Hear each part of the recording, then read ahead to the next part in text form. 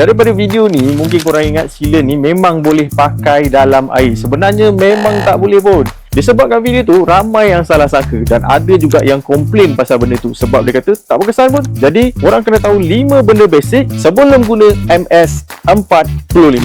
Yang pertama, kita dah cakap dah tadi, sealant ni memang tak boleh pakai dalam air. Video yang korang tengok tadi tu sebenarnya nak tunjuk sealant ni boleh pakai kat permukaan yang lembap dan takkan senang tertanggal bila ada kehadiran air.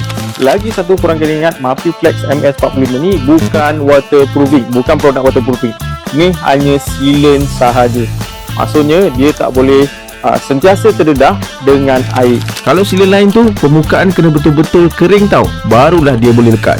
Yang kedua, curing time ataupun masa pengelasan. Part ni memang ramai yang silap. Bila tengok video ni, dia rasa boleh terus tutup air bocor tu. Ni sebab tekanan tak kuat, memanglah boleh. Yang sepatutnya korang kena tunggu sampai betul-betul keras. Untuk curing time ni pula bergantung pada ketebalan sealant. Kalau letak tebal, lamalah dia nak keras. Curing time untuk setiap sealant ni berbeza-beza tau, termasuklah dengan MS45. Jangan korang ingat, bila korang apply dekat sesuatu lubang ataupun rongga, korang expect benda tu akan keras serta-merta. Yang ketiga, sealant ni bukan untuk gap terlalu besar. Yang paling sesuai untuk gap antara 5 hingga 20mm.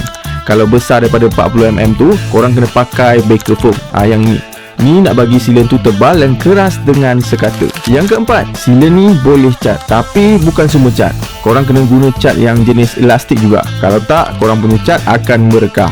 Akhir sekali, yang kelima, boleh pakai kat hampir semua permukaan. Contohnya, permukaan berasaskan simen, batu bata, aluminium, besi, gypsum board dan boleh juga untuk kayu tau. Kalau masih tak jelas lagi, korang komen kat bawah dan kita jumpa lagi pada video seterusnya.